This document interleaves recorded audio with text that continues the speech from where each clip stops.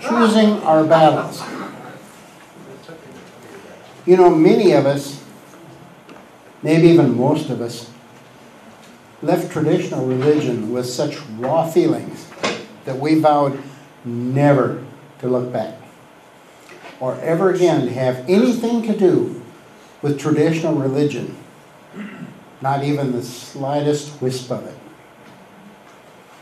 Years ago, I myself adamantly and angrily proclaimed, BS is BS is BS is BS. Get that religious crap out of my face and keep it out. Over the years, I haven't mellowed so much as I've come to realize that there are a lot of fronts to this battle. And I've concluded that focusing on the most critical battles may be more effective than diluting my efforts by flailing away at every front I can identify. Maybe not all intrusions are equally egregious. I'm reminding a friend of mine who was in the Peace Corps, and he was talking about all the bugs in the third world countries. He said he finally came to terms with a few basic facts about bugs.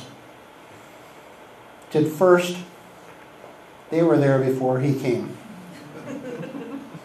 Second, a lot of them would undoubtedly be there after he left. And third, there were just so many of them that it was futile to try and kill all of them. So instead, he focused on the ones that were especially poisonous, the ones that could actually harm him. And he swished away all the others from time to time, but mostly he tried to ignore the non-poisonous ones. Maybe that concept also applies to our battles against religious dogma. Should we focus our efforts on the most egregious intrusions, on fact and reason? Or should we flail away at every indiscretion, no matter how slight? For example, at this time of year, some retail stores require their employees to say Happy Holidays instead of Merry Christmas. But you know, if you look up the origin of the word holiday, you'll find it's just a contraction for holy day. How is Happy Holy Days better than Merry Christmas? After all, I say holy cow, and I'm not a Hindu. And I say goodbye, and that's just an abbreviation for the old English term, God be with ye. Wonder if we're not sometimes parsing things just a little bit too finely. Then there's Santa Claus. Some, but not all, Christians regard Santa as a religious figure. But you know, I searched the Bible to try and find out more about Santa. And he isn't mentioned. Not even once.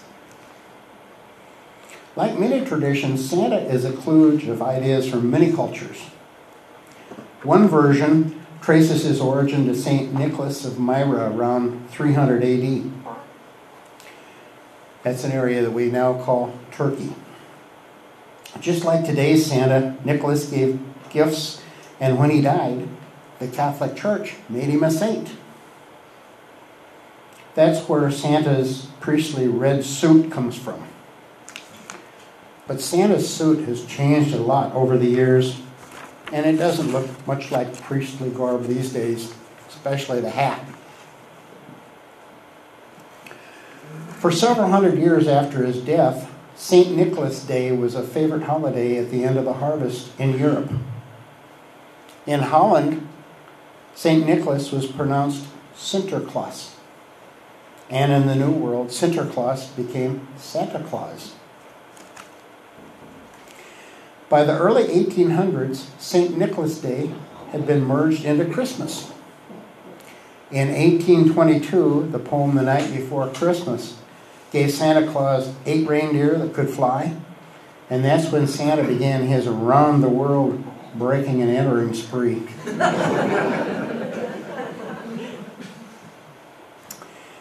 1939, Rudolph came along. But here's the good part.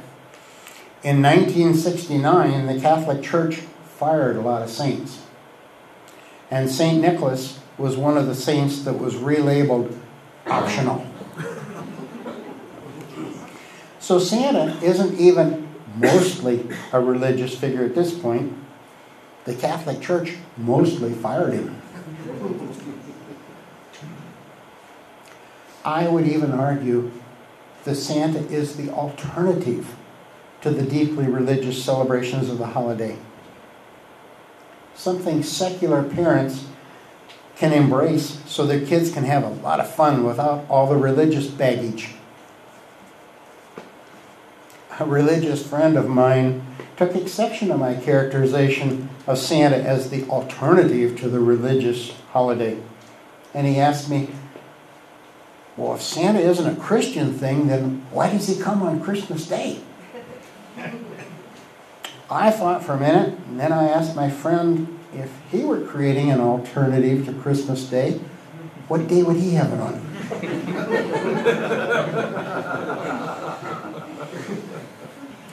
Well, enough about Santa. How about Christmas trees?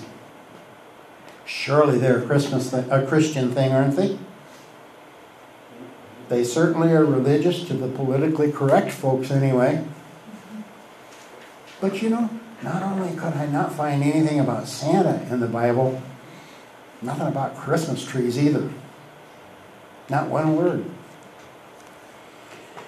It turns out that like Santa's tradition, there are many origins to the Christmas tree. Most origins relate in one way or the other to something green, be it palm leaves in ancient Egypt or evergreen trees in Europe in the Middle Ages. Something green should symbolize the time when the winter days start getting longer, signaling the eventual return of spring. Doesn't sound very religious to me. The winter solstice, that instant when the days start getting longer again, has been a special time since ancient astronomers first started making observations. And many ancient celebrations occurred near the time of the winter solstice. Early Christians had long been troubled that the Bible didn't ever quite get around to setting a date for Jesus' birth. So they latched on to the other solstice celebrations to celebrate the birth of Jesus. And in AD 325, Constantine set the official date at December 25th. Christmas Day is completely arbitrary. So when you hear Christians say, remember the reason for the season, you know, of course, that they're talking about the winter solstice, right? All of which says that most Christian traditions were just adopted from non-religious traditions. Eventually, maybe we can come to the point where Merry Christmas means nothing more than have a nice day. Just as today, goodbye, that is, God be with ye, has no religious significance whatsoever. And I'm not conflicted about being a free-thinking Santa Claus either when I put on my red suit. I will never accept a Santa engagement in a church or even with a religious group at a pizza parlor because I might be asked to pray. And this Santa will never lead a prayer or join in singing a religious song. And as far as I'm concerned, Christmas trees are kind of pretty. And they're just fine until someone puts an angel on top and puts it on public property. And I would urge my fellow freethinkers to remember that the world is comprised of shades of gray. In other words, there's too many bugs to kill them all. And in my view, we serve the cause better by focusing on the truly poisonous parts. But make no mistake about it, religion, especially at Christmas, is far more pervasive than many of us would like. And there are some truly poisonous parts to Christmas.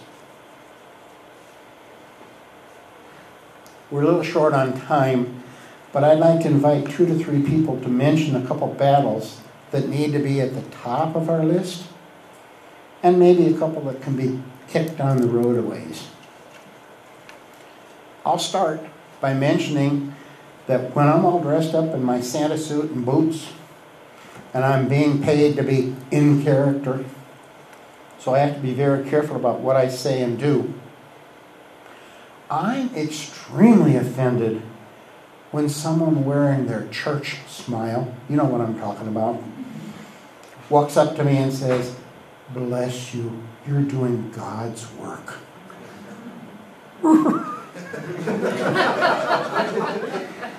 But as much as that offends me, I have to admit that it's probably one that can be kicked down the road a bit. So, what do you think is so offensive that it needs to be at the top of the list? And what kinds of things can wait for a later date?